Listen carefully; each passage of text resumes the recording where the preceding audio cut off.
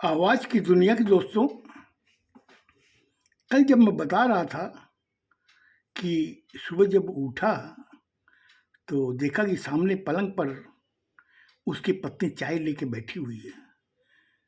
उसने तुरंत उठा, बोले क्या बात है, आज तू चाय लेके आ गई? बोला मालूम है कितने बजे, क्या टाइम हुआ है? 6:30 बज रही, आप तो 5 बजे उठते हो। तो मैं चाय आपके लिए लेके आई हूँ। बोले क्या बताऊँ, कल कुछ ज़्यादा ही मेहनत हो गई थी, इसलिए नींद आ गई, मेरी नींद टूटी नहीं। बोले ठीक है, आप चाय पी लीजिए, मैं स्नान करने जा रही हूँ। बोले ठीक है, तुम स्नान करने जाओ, तो मैं चाय पीता हूँ, उसके बाद में मैं भी स्नान करूँगा। इतना कह के वो कमरे से निकल गई। निकलने के बाद में अब वो सोचने लगा कि ये बच्चे आएंगे, वो पूछेंगे कृष्ण भगवान के बारे में, इधर में पत्नी भी पूछेगी, मैं उनको क्या जवाब दूंगा।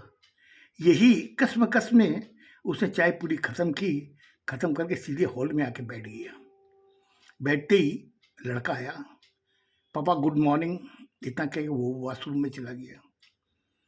कुछ देर बाद में उसकी पत्नी स्नान करके आई। आने के बाद में कहा कि आपने चाय पी ली है, अब आप भी स्नान कर लो और मैं किचन में जा रही हूँ आपका नाश्ता वगैरह बनाने के लिए। आप कितने बजे निकलोगे अपनी होटल? बोला मैं जिस समय जाता हूँ उसी समय जाऊँगा। बोला खैर कोई बात नहीं है, वो 8:30 पौने 9 बजे तक नाश्ता रेडी हो जाएगा और बच्चे अभी 8 बजे जाने वाले हैं, तो उनके लिए पहले नाश्ता बना देती हूँ। इतना कह के वो किचन में चली गई। अब वो बैठा बैठा सोच रहा है कि क्या जवाब दूँ इनको। सपने में भगवान आए भी नहीं। अगर कृष्ण भगवान आते तो उनको मैं बोलता भी, उनसे आग्रह करता कि कम से कम बच्चों को भी आप दिखाई दो जब मुझे दिखाई दे रहे हो। तब तक लड़की आई। उसने आते ही अपने पापा को देखा हॉल में बैठे हुए। बोले पापा आप भी स्नान करने चले जाओ और उसके बाद में मुझे आपसे बात करनी है। बोले ठीक है बेटा, मैं जा रहा हूँ स्नान करने के लिए। और वो हॉल में जहाँ बैठते उसने टीवी चालू कर दिया। करने के बाद में ही वो स्नान करने चला गया। स्नान करके आया, आने के बाद में जो नित्य कर्म जो करना होता है, पूजा पाठ, वो उसने की और बैठा बैठा ही कृष्ण भगवान को आग्रह कर रहा था कि कृष्ण भगवान इन बच्चों को आप सही जवाब दिलाओ, सही इनमें बुद्धि लाओ, ताकि वो विश्वास करें कि आप हो। इतना कहने के बाद में वो स्नान करके कपड़े वपड़े बदल के आगे बैठ गया। तब तक उसकी पत्नी आई, आगे बच्चों के लिए बोला बच्चों आप लोगों का नाश्ता रेडी है, आप लोग स्कूल चले जाओ। बोला हाँ मम्मी हम लोग स्कूल जाएंगे, लेकिन इसके पहले मुझे पापा से कुछ बात करनी है। सावित्री ने कहा लड़की से क्या बात करनी है बेटा?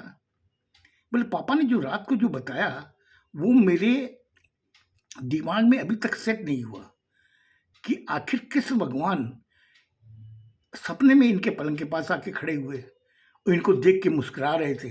ये चीज़ मेरे अभी तक दिमाग में सेट नहीं हो रही है कि ऐसा भी कभी होता है। उस समय रमेश ने कहा कि हाँ बेटा ऐसा होता है, अगर नहीं होता तो मैं तुम्हें क्यों बताता, क्योंकि मैं तुम्हें जो बता रहा हूं कि मैंने उन्हें देखा है और तुम लोग विश्वास नहीं कर रहे हो। अब मैं तुमसे एक छोटी सी बात पूछता हूँ। तो लड़की बगल में आके बैठी, बोला हाँ पापा पूछिए। बोला भाई को बुला दो। भाई भी आ गया। सावित्री को कहा कि तुम भी सामने बैठ। सावित्री सोफे पे बैठी तो उसने कहा कि देख मैं डेली आज इतने सालों से तेरे मंदिर की पूजा करता हूँ। क्यों करता हूँ? पर ये आपकी आस्था है, आपकी आस्था इसलिए आप पूजा करते हो। बोले यह आस्था किसके प्रति है? बोले मंदिर में जो भगवान की जो मूर्ति रख रखी है, फोटोएं रख रखी है, उनके प्रति आपकी आस्था है, तब आप करते हो। बोले ये आस्था क्यों है? क्योंकि अब मैं तुम्हें बताता हूं कि ये आस्था मेरी भी है, तुम्हारी भी है और इन बच्चों की भी है। बच्चे स्कूल जाने के पहले मंदिर में आके प्रणाम करते हैं, उनसे आशीर्वाद लेते हैं। क्यों? उनमें भी वो आस्था है, क्योंकि वो आस्था तुमने सिखाई है, ये संस्कार तुमने डाले हैं। तो ये बच्चे स्कूल जाने के पहले भगवान के आगे प्रणाम करते हैं और करने के बाद में घर से निकलते हैं स्कूल के लिए। और मैं डेली पूजा करके निकलता हूँ, क्योंकि मेरी भी आस्था है कि भगवान हैं इस दुनिया में।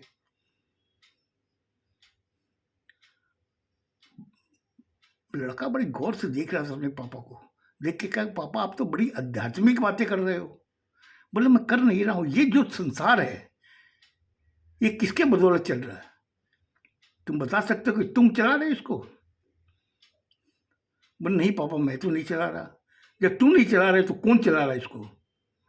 ये जो मंदिर में बैठा हुआ जो है ना, ये चला रहा है इस संसार को। अब तुम एक चीज और बता, डेली सुबह सूरज उगता है, उसको हम लोग दिन कहते हैं, और शाम को जब अस्त होता है, उसके बाद में जब चंद्रमा आता है आसमान में, तो हम लोग उसको रात कहते हैं। क्यों कहते हैं? क्योंकि चंद्रमा आने का मतलब कि रात है और सूरज आने का मतलब दिन है। तो बेटा इस चीज को समझो।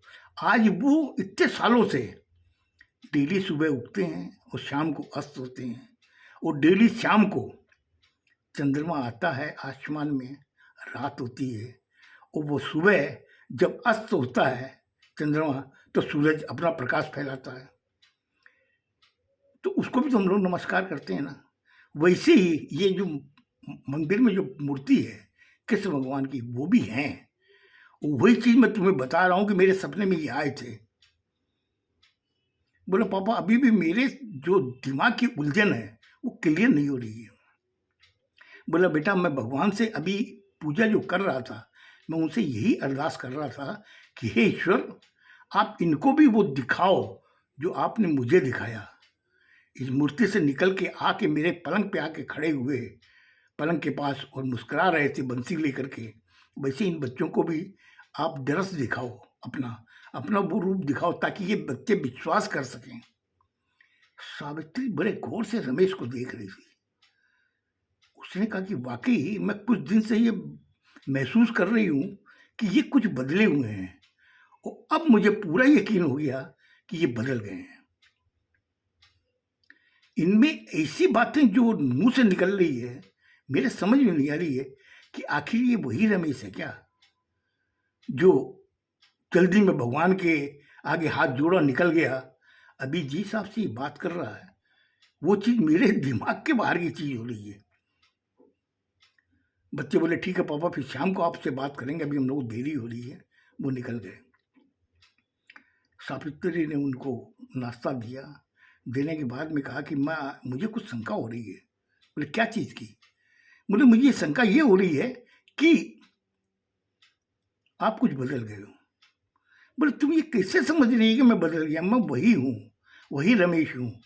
और जब से तेरे कृष्ण भगवान ने मुझे आके दर्शन दिए ना, तब से मेरे समझ में आ गया कि ये सृष्टि की रचना ईश्वर के द्वारा की हुई है, इस कृष्ण के द्वारा की हुई है।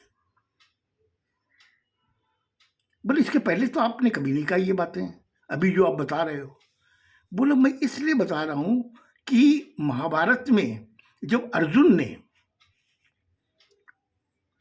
कृष्ण से पूछा कि कृष्ण तुम किसकी तरफ हो, तो कृष्ण ने कहा कि तू बता, मैं तुझसे पूछता हूं मुझे किस तरफ जाना चाहिए।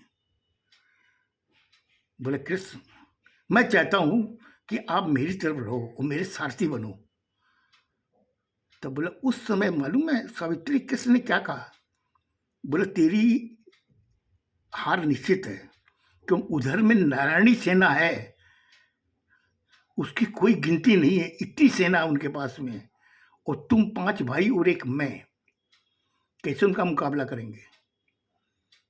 तो बोले उस समय अर्जुन हंसने लगा, हंस के कहा कि क्यों मुझे बातों में उलझा रहे हो कृष्ण?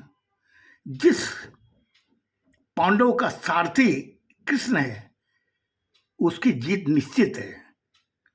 तो वही चीज़ मैं तुम्हें समझा रहा हूँ कि ये जो है ना सृष्टि, उसी की रचाई हुई है।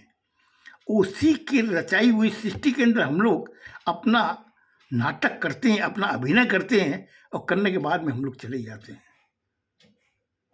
उसने कहा कि देखिए, मेरा माथा घूम रहा है, आप जितने प्रवचन दे रहे हो ना, मैंने आज तक कभी, इतने सालों से आपके साथ में हूँ, मैंने आज तक कभी नहीं सुने, लेकिन मुझे लग रहा है कि कुछ ना कुछ तो कुछ गड़बड़ है। इतना कह के उठ के किचन में चली गई, और वो अपना टिफिन बॉक्स लेके सीधा होटल निकल गया। और जब होटल निकल गया तो वो सोचने लगी कि मुझे अब इनकी होटल में फ़ोन करके पता लगाना पड़ेगा कि आखिर ये प्रवचन ये पहले से ही दे रहे हैं, ये अब ये 4-5 दिनों से दे रहे हैं। उनके जाने के बाद क्या सावित्री ने होटल में उनके फ़ोन किया या नहीं किया?